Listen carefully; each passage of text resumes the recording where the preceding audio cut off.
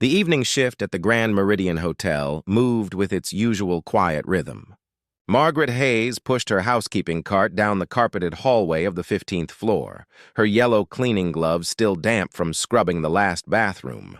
At 23, she'd been working at the hotel for nearly 2 years now, saving every penny she could. Her blonde hair was pulled back in a neat bun, and though her black and white uniform was simple, she wore it with dignity. Her mother had always told her that honest work was nothing to be ashamed of, and Margaret believed that with her whole heart. It was nearly 9 o'clock when her phone rang. She glanced at the screen and felt her stomach tighten. Mom. She stepped to the side of the hallway, leaning against the wall near room 1547. Hi, Mom, she answered, trying to keep her voice steady. Maggie, sweetheart. Her mother's voice was tired, strained. The hospital called again. They need the payment for Dad's treatments by Friday, or they're going to have to postpone his chemotherapy. Margaret closed her eyes, feeling the familiar weight settle on her shoulders. Her father had been diagnosed with cancer 6 months ago, and despite their insurance, the bills kept piling up. Co-pays, medications, special treatments.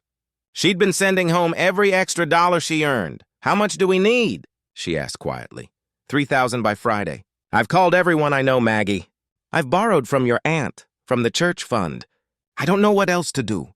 The number hit Margaret like a physical blow. $3,000. She had maybe $800 in her savings account. Even with her paycheck on Thursday, she'd still be more than $2,000 short. I'll figure something out, Mom. I promise. Dad's going to get his treatment. Oh, honey.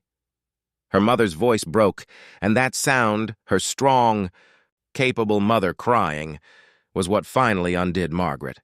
After they said goodbye, she slowly slid down the wall until she was sitting on the floor, her yellow-gloved hand pressed against her mouth as the tears came. She tried to cry quietly, not wanting to disturb any guests. But the weight of it all, the fear, the exhaustion, the impossible numbers, finally overwhelmed her. She didn't hear the footsteps approaching until a shadow fell across her. "Excuse me, miss? Are you all right?" Margaret looked up, hastily wiping her eyes. Standing before her was a man in an impeccably tailored navy suit, his dark hair graying at the temples, his beard neatly trimmed. He carried himself with quiet authority, and she recognized him immediately. Mr. Thomas Richardson, the owner of the Richardson Technology Corporation. He'd been staying in the presidential suite for the past week. "I'm so sorry, Mr. Richardson," she said quickly, starting to stand. I'll get back to work right away." He held up a hand gently. "Please don't apologize. I couldn't help but notice you were upset. Is everything all right?" There was something in his voice, genuine concern, not the impatient tone of someone inconvenienced, that made Margaret pause. She'd learned over the years that most wealthy guests looked right through service workers, as if they were part of the furniture. "It's my father," she found herself saying. "He's sick. Cancer. And the hospital bills." She trailed off, realizing she was sharing too much with a guest. "I'm sorry. That's not your concern." Thomas Richardson was quiet for a moment, his gray eyes thoughtful. "I lost my own father to cancer 15 years ago," he said softly. "I remember what those final months were like, the feeling of helplessness, the bills that never stopped coming." He paused. "What's your name?"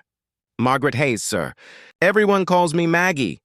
"Well, Maggie, I have a question for you. If money wasn't an obstacle, what would you do right now?" The question surprised her. "I'd make sure my dad got his treatment on Friday, and I'd go home to see him. I haven't been able to visit in 2 months because I've been picking up extra shifts." Thomas nodded slowly, as if making a decision. "What time does your shift end?" "Midnight, sir. I'd like you to come to the lobby at 8 o'clock tomorrow morning." "Can you do that?" Margaret hesitated, confused.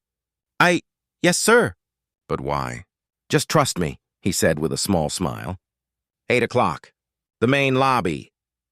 He gave her a gentle nod and continued down the hallway, leaving Margaret sitting there, bewildered and still tearful, wondering what on earth had just happened. The next morning, Margaret arrived at the lobby 10 minutes early, wearing her nicest dress, a simple navy blue one she usually saved for church. Her heart was racing with uncertainty.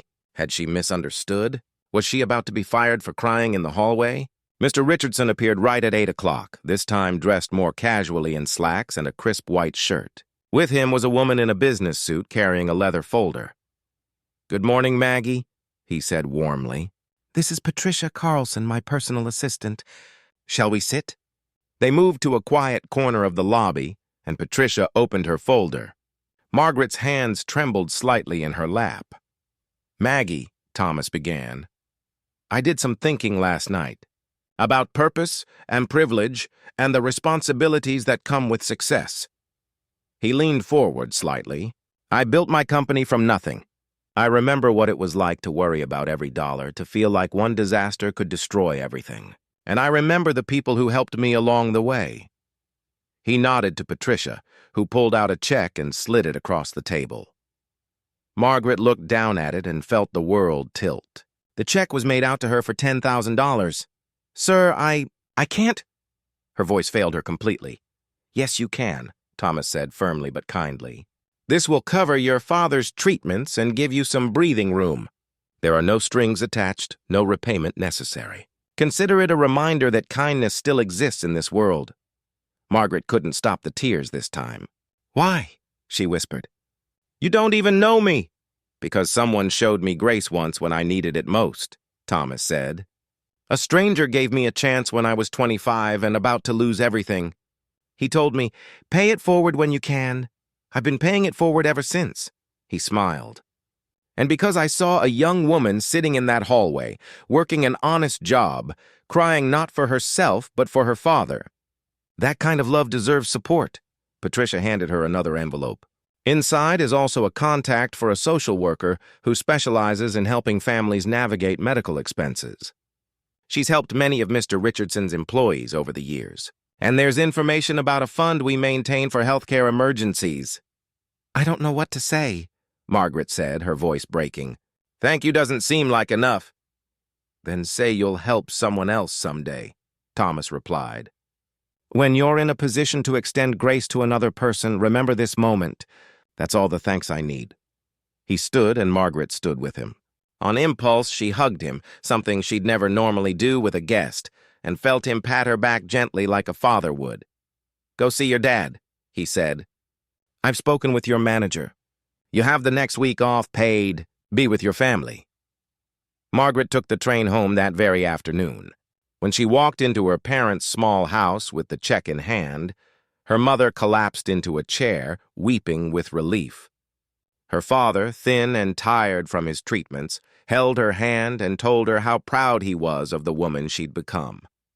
The treatment went forward that Friday, and over the following months, as her father slowly regained his strength, Margaret kept that check stub in her wallet as a reminder.